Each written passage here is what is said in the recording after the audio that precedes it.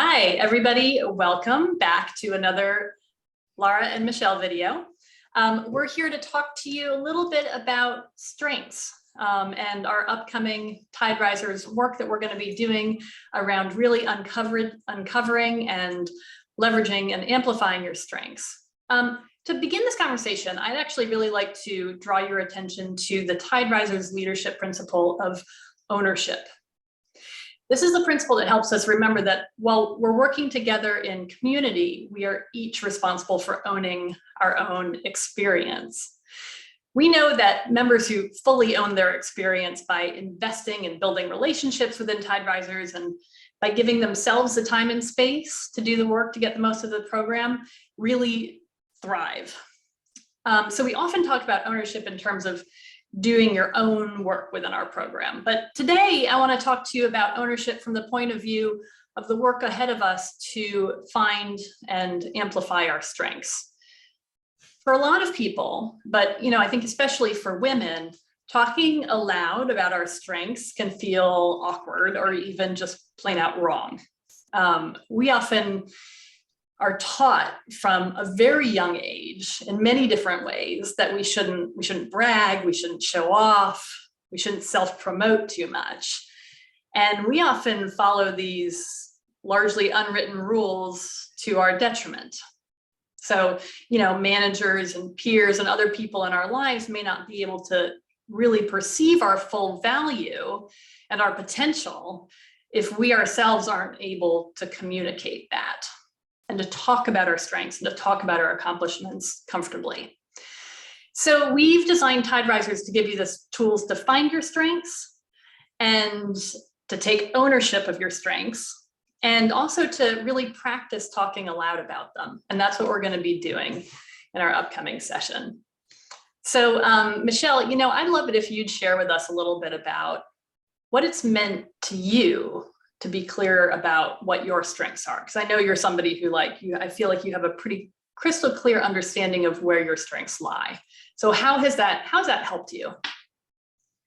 Thank you, Lara. Welcome back. So great to see you all again. And the timeliness of just reevaluating the strengths is really, really awesome. And so, I feel like I redid the test after, having done it for 8 years, and it just reaffirms that I am being my best self because the strengths identified are how I live actually in my personal and my professional life. And so the strengths are competition, futuristic, achiever, discipline, activator. And what I know for sure is I lead with this executing, influencing, relationship building, and strategic thinking. And I often say, in the workplace, I work around these visionaries and they hear all these great ideas, but I am the person who's going to get it done. My sister calls me the make it happen queen. I'm the person who's going to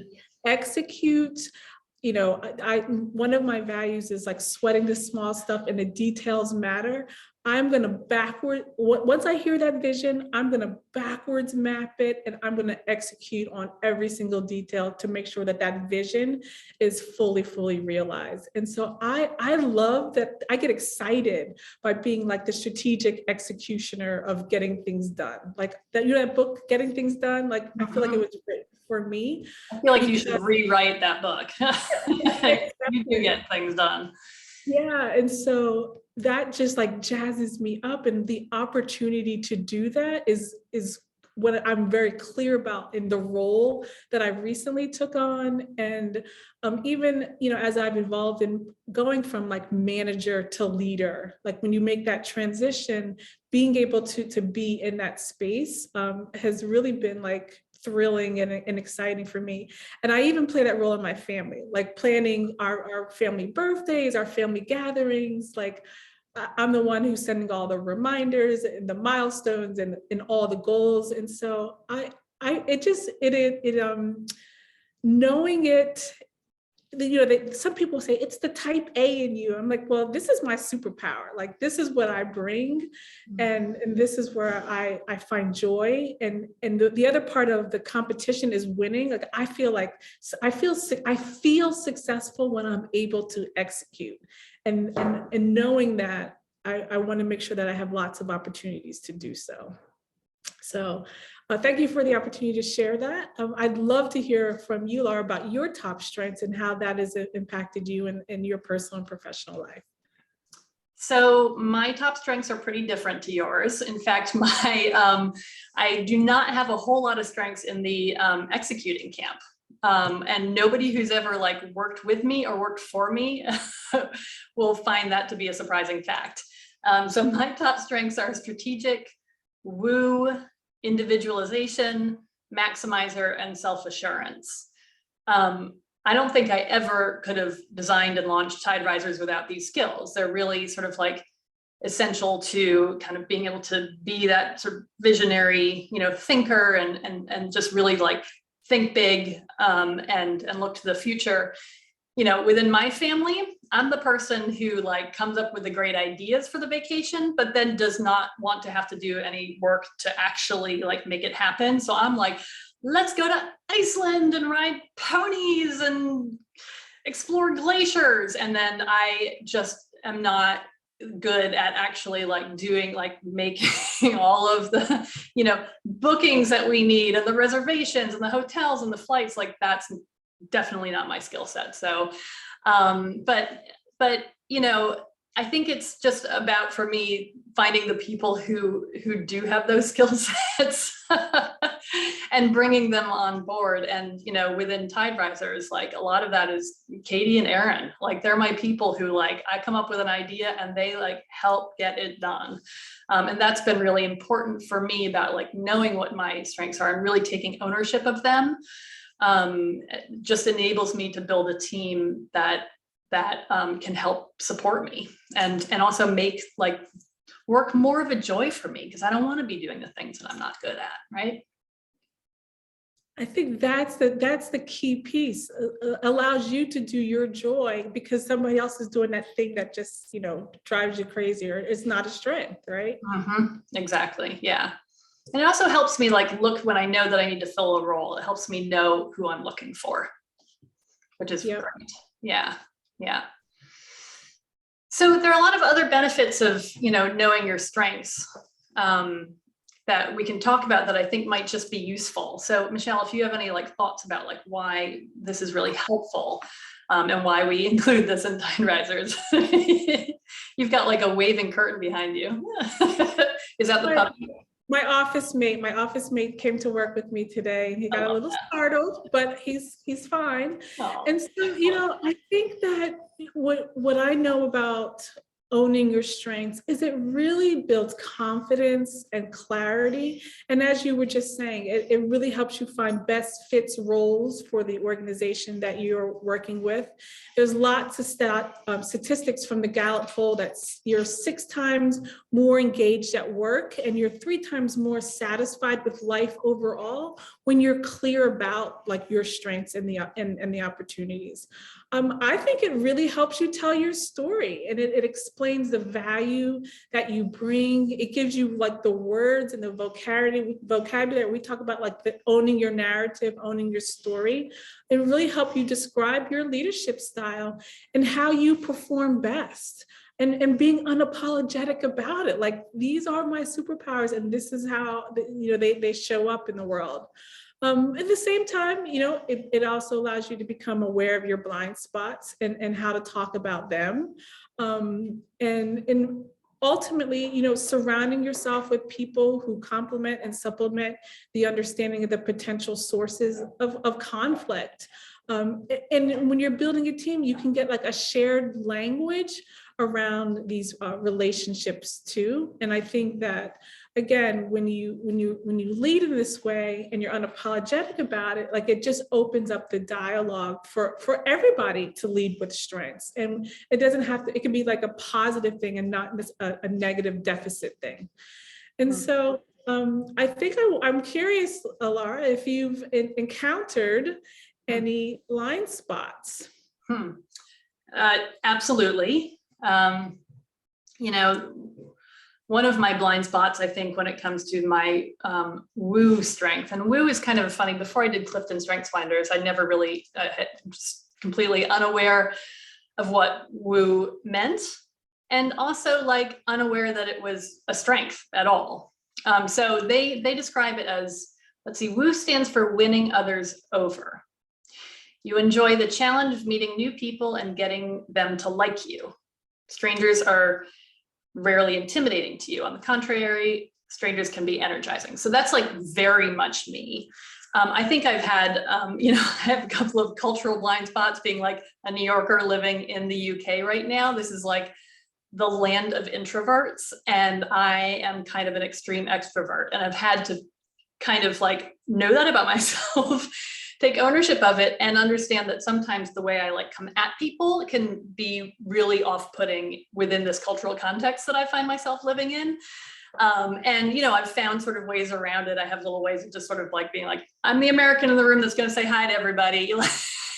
Don't worry, you'll get used to it. And but on the work front, I've certainly really tripped into some like blind spot territory around this strength as well. And I think it was partly because I didn't know it was a strength that I had.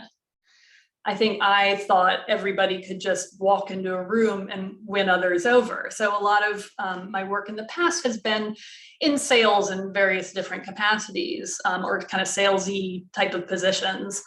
And I think I've had moments in the past where I have not done a good job of setting up my teammates to go into certain situations, because I assumed they have my skill set of being able to walk into a room, figure out, who they're talking to just through conversation, understand their motivations, and then be able to target a sales pitch to them. And that's something that just comes naturally, so naturally that I didn't know was a strength. So part of this whole ownership thing that we're talking about is like understanding your strengths well enough to know that you have them and that you can use them, but then to also know that there can be some blind spots there if you're not aware that they're strengths, or not aware that like of the impact that they might have on other people, and just sort of how you're being perceived, right? Right. And it's so important to just kind of like take a step back and put yourself in the shoes of other people and think about how your strengths could be negatively impacting them, and how you just might need to just course correct or adjust to make sure that everybody feels, valued and heard in the experience as well. And so what about you? Have you happened upon any blind spots with your strengths? Yeah, often, I think about, often Obama says, you got to surround yourself with people, who are smarter than you, stronger than you, and who supplement your skill sets. I think when the competition, the achiever, and the disciplined person strengthen me, how this looks on the other side is like, if I don't think you're working hard, if you're not a hard worker, if you're not like putting in the time and energy, and you're not like trying to win and be like the best, like I kind of like, I'm not sure that you're, the right person for my team. And the reality is that different people are motivated by different things. And I have to understand your own personal motivation, but just the drive to win and like be super like hardworking, that thing can actually be polarizing, and people will feel can have felt like isolated being a part of my team. I think the other part of like the discipline in me and the rigid, structure, that's the only way I know how to get things done. But others perceive that as rigid. Others perceive that as like, lack of creativity, inability to be innovative. And so I have to make sure that I'm allowing time and space for people to be creative, to just share their big picture ideas before I go into like straight on execution mode. And so making sure that I give the creatives time and space to share their ideas before I'm backwards mapping and ready to execute on their vision. Yeah, I think that's great. So I think it's really interesting to talk through like what are the various different ways you kind of manage blind spots. And it sounds like you've sort of like figured out how to kind of,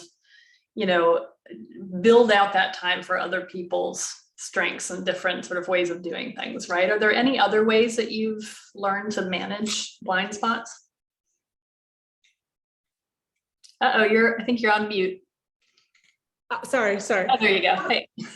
Honestly, just talking about them is really, really like the beginning of managing them.